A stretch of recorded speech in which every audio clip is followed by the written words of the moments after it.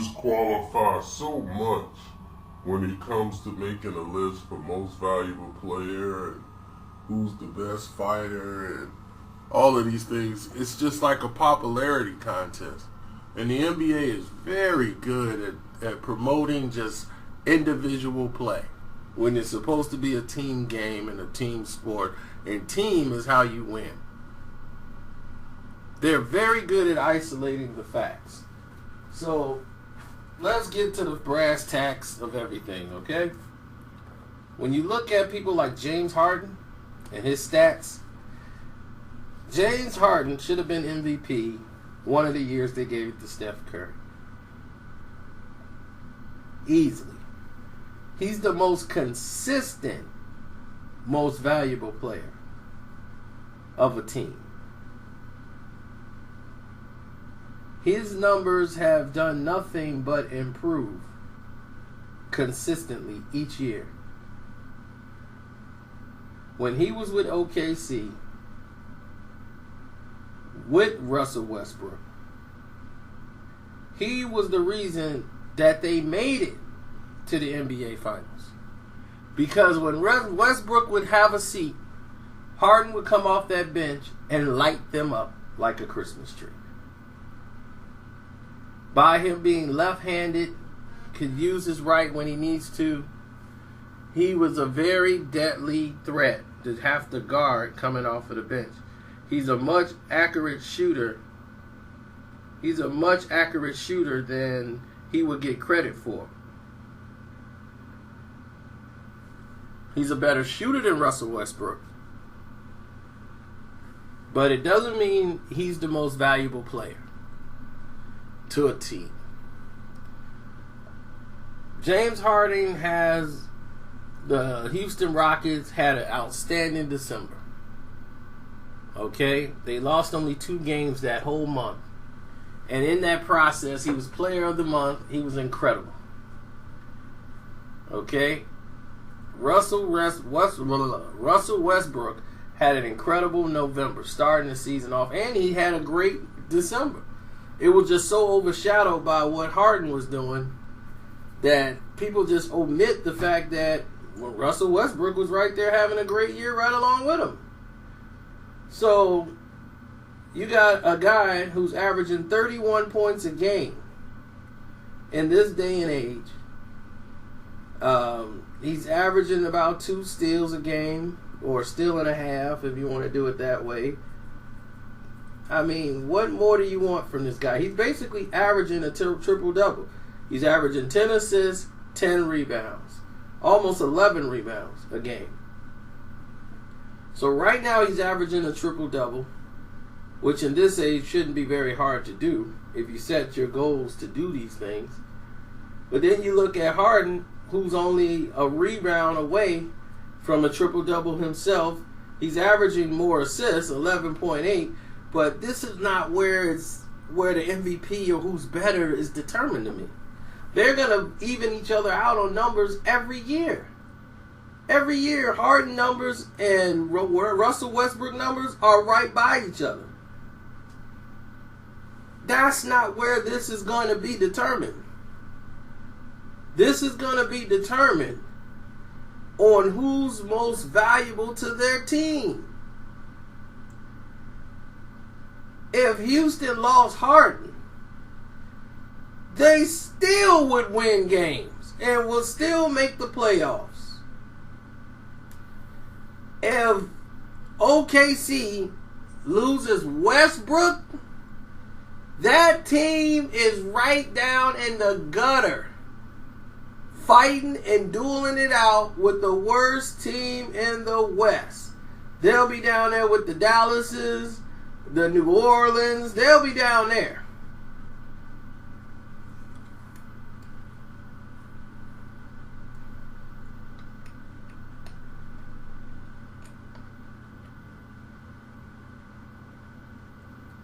But when James Harden has a game, he has an explosive game. He has an explosive 40%, like a 40-point game with 11 assists. And it's massive. But when he has like a 26-point game with 11 assists, it's more better for the team. But they have Eric Gordon coming off the bench, who is Sixth Man of the Year by far. Anybody who thinking Cantor, I mean, I understand Westbrook's point, like he's trying to stick up for his buddy, but let's be honest. Cantor, seriously. James Harden, they got Trevor Ariza on the team. You have Ryan Anderson at the power forward starting off. Beverly, his job is just not to turn the ball over. Brewer, I don't know why he's on the team. And Bobby Brown, yes, Bobby Brown, y'all, not that Bobby Brown, is on the team as well. Listen, this team has a lot of people that play their roles to perfection. And when Harden gets rolling, there's been a lot of games where Harden didn't have a great shooting night. And then the team would fold. But when he go to the bench and he's having an off night, Eric Gordon comes in, who's known as Air Gordon, and was supposed to be the heir apparent to Michael Jordan, even though he's 6'4". He was the next Jordan to come into the league. And what Eric Gordon was doing was lighting the NBA up. When he was in high school, he went up against Michael Jordan's sons. Both sons played on the same team, and he destroyed both of them. And once that happened, it was done. You know, they had one, Jeffrey threw an alley-oop to Marcus, and that ended up being the highlight. But Michael Jordan was there, and he wanted to put on the show because Michael Jordan was his idol. And Eric Gordon just destroyed Michael's sons. Both of them. He was next level. He was ready for the NBA then, even though he went to Indiana. Now, in the NBA, they tried to make him a starter. They put him in. He played for the Clippers. He played for a couple of teams. He is a six man. And if you play him out of position, he's not a starter. He's not the kind of guy that could play a full game and pace the game. He's a guy that needs to come off the bench, like a Jamal Crawford. Those guys are six men. They need to come off the bench. For some reason, they're more productive that way. And now that he's been put in this type of position, you see how well he fits into the system of what they're running in the Dan Antoni system in Houston, which is fast plays, score, score, score. Now, with this type of system in play, it makes Houston very dangerous. So with Trevor Ariza, he loves to play in this. Even Anderson, these guys, this is up-tempo. This is their type of flow. Okay? They're a dangerous team. Now, you look at Russell Westbrook. And this is where I get into it with all these experts. All last year, they told me how great of a team OKC was. And they were only one game from the NBA Finals. Kevin Durant didn't even have to leave this team. They were just one player away, maybe one player from going to the NBA Finals with Adams and Cantor and Waiters. I said, what? Am I hearing this right? OKC is a great team? Great players on the team? What am I missing? What am I missing? Russell Westbrook. Okay. Let's not go to the numbers. They both have, he has one less turnover than Harden. Because you got to look at that too. Harden has 6 turnovers a game. Westbrook, who has the ball in his possession a lot more than Harden, has 1 turnover less. Okay? He averages about 5. He averages about 6. But look at this team that they have on this court. You got Collison, who's still in the league. I don't know why. You have Adams, who definitely didn't do anything to deserve the praise he was getting this season, now that he's got to step up and do something. Inez Cantor, who everybody was raving about. Then you got Andre Robertson, who basically is a defensive shooting guard. I'm like, dude, your job, well, he's a small forward, but they depend on you to do some scoring around here. Now, this year, they got Sabonis' son, and he plays the center. At least he's schooled on how to play the game, but you got Singler, you got all these guys. It's terrible. This team is terrible. It is so far clear that he's leading the league in every category on his team except for blocks. And he's almost got that. That's how bad the Thunder is. That Westbrook has on every stat he's leading. So you telling me he's the most valuable player in the league? Absolutely, to this team. There's no doubt about it. Because he's going to have the ball the majority of the time. No one can really question him. They're not going far in the playoffs at all. They're going to be about an 8th seed or a 7th seed. They're not going to get hot to beat anybody of any importance when it matters. There's no way this team should even have won the games that they've won. That's how bad the OKC team is. I told you they were bad last year. You didn't want to believe me. They overachieved. They weren't supposed to beat San Antonio. Durant showed up for that series and took over. And we found out Ulrich is a bit of a punk.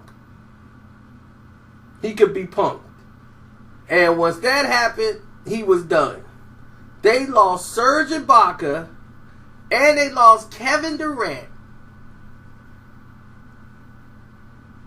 Boom. No doubt. Russell Westbrook, most valuable player. For him to be able to do what he's doing on this team, and the fact that they're even 500 with this team, I'm amazed. I'm amazed at what they've accomplished. Making a playoff with this roster here. You put James Harden on this team and put Russell Westbrook on Houston, the Oklahoma City Thunder would not win as many games as they've won. I would say Houston would have won about the same amount of games with Russell Westbrook in his place. Switching places. There's no way Harden would have been able to gel with this team. And then they still win games. See, it's not like Russell Westbrook is doing this and they're not winning games. When you average 11 assists, that means somebody's scoring. That means you're distributing the ball and they're scoring. Westbrook figured it out. He knows how to pace himself throughout the game. How to get other people involved in the game. But sometimes when things are falling, you just got to keep going. You're hot. You got to keep it going. Now, he's not that great of a three-point shooter, but when he gets that ball dropping, he got to let it go. You got to let him take those shots and let him keep going with it. So, I understood what was going on with the team. But if you hear going into this season, OKC went into it like, okay, this is what we got. And this is all we got to go on. And this is just it for us.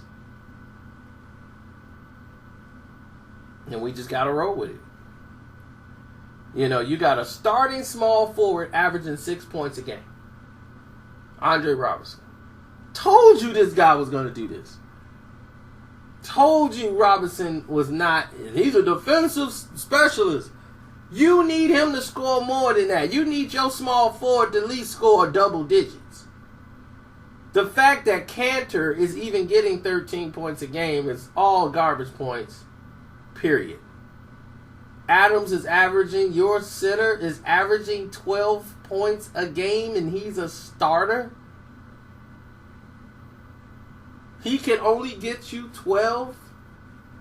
His defense is not great.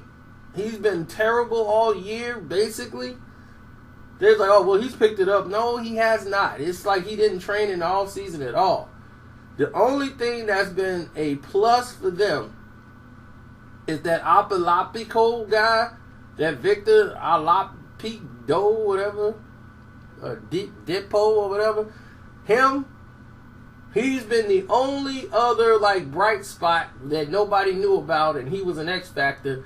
But he's hitting the shots that's open because it's out. The opportunities are there for him to pull up and hit these shots.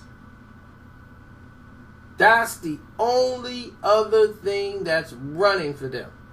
He can hit an open shot. If you leave Victor out there and he's wide open, you double on Westbrook, he can hit an open shot.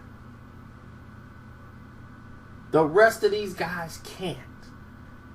There's no question Russell Westbrook is the most valuable player in the NBA right now to his team.